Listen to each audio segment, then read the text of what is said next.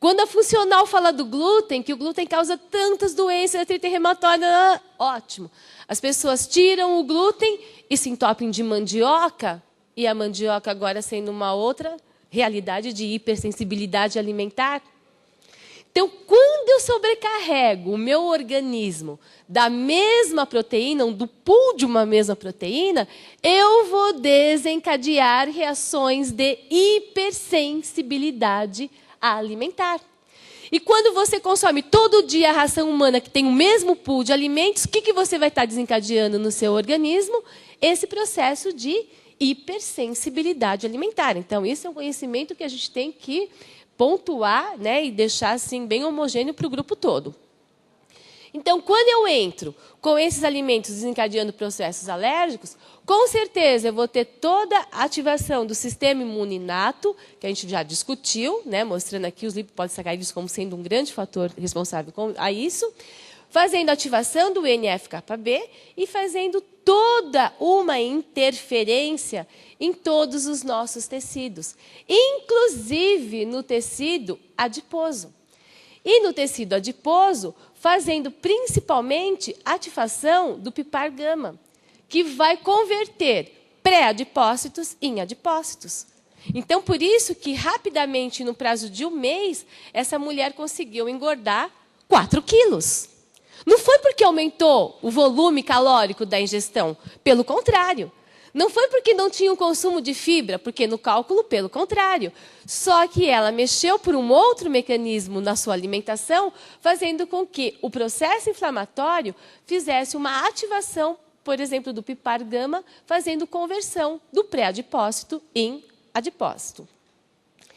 E essa infiltração dos macrófagos no tecido adiposo vai fazer com que ocorra o aumento da leptina e a diminuição da adiponectina, que são as discussões, né, muito bem feitas pela Andrea Naves, né, no livro, nas aulas e assim por diante.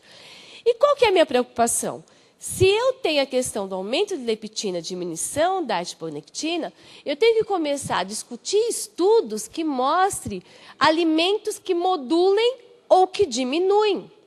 E a grande preocupação é que, por exemplo, a semente de linhaça que está sendo utilizada de uma maneira indiscriminada, nós já conhecemos trabalhos científicos, inclusive em gestante, mostrando que o consumo de semente de linhaça em gestante assim, então a maioria dos trabalhos são experimentais, né? Em ratos, mostrou aumento do estrógeno e aumento da leptina no desmame, fazendo o quê?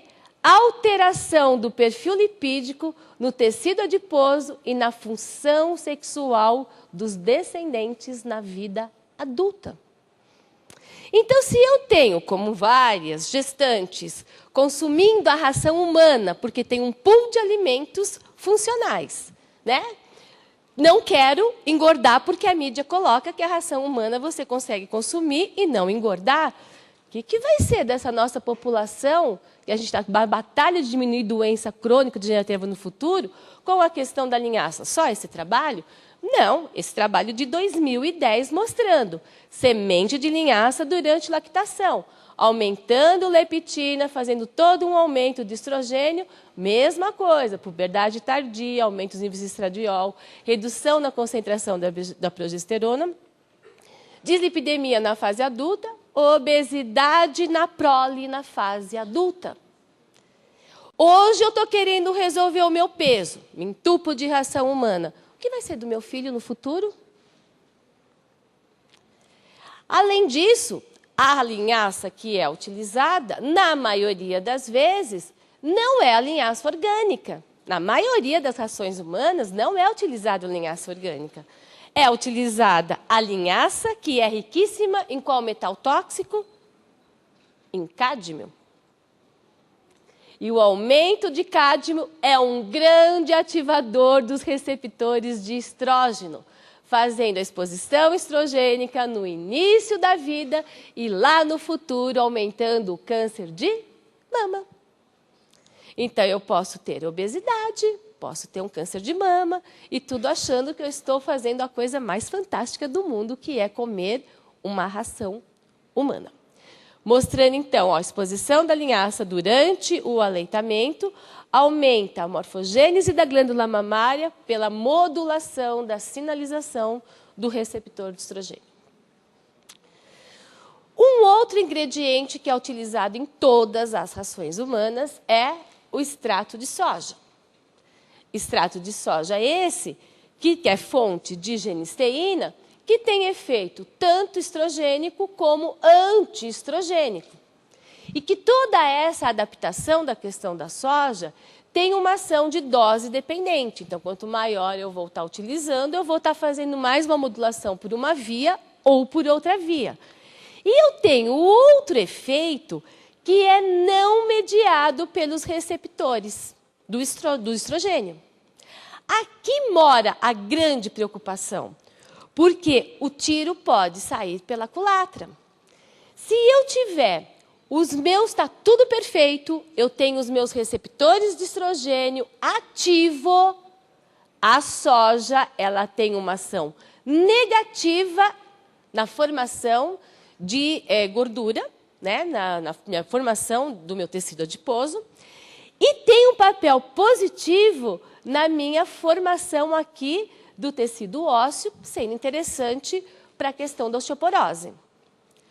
No entanto, a maioria dos nossos pacientes estão intoxicados. A maioria dos nossos pacientes consomem um monte de alimentos ricos em bisfenol A, em fitalatos, que está presente, inclusive, na própria água, não é? Todo mundo que esteve no congresso ano passado, retrasado, tiveram toda aquela... A cientista da Unicamp mostrando água contaminada com bisfenol A, com fitalatos, São Paulo, interior de São Paulo. Se eu tenho esse paciente, que é a nossa realidade, esses receptores estão ocupados. São os famosos disruptores hormonais. Se eles estão ocupados, a entrada da soja não ocupa a via de receptor de estrógeno, vai ocupar a via do PPAR-gama. Na hora que você tem via de PPAR-gama ocupado, aí o tiro sai totalmente pela culatra. Porque a soja vai aumentar a formação de gordura e vai ter um impacto negativo na formação do meu tecido ósseo. Então, para eu consumir soja, eu tenho que estar com o meu organismo preparado para esse consumo. Aquela velha história que muitos de vocês já ouviram, inclusive vários que já assistiram aula comigo nesse aspecto. Eu consumo soja na forma de extrato. Se eu tiver desbiose intestinal, eu não consigo transformar a soja isoflavona da forma beta-glicosídica em a glicona, que é a forma que é absorvida. Então, eu preciso, antes de entrar com a soja, corrigir a desbiose intestinal do meu paciente para que ele não tenha aqueles sintomas de flatulência de gases. Porque para transformar a beta-glicosídica em a glicona, aquilo fica fermentando, fermentando, fermentando, e eu não consigo fazer essa transformação. Sem desbiose, a transformação é rápida e esses sintomas desaparecem. Então, o consumo da soja, do jeito que está sendo feito, sem um trabalho maior de discussão, também se torna preocupante. Esse trabalho mostrando a mesma coisa agora, de 2010. A genisteína tendo um efeito negativo na lipólise, aumentando a lipogênese. Por todo esse fator, então, dessa questão dos disruptores que eu acabei de colocar para vocês.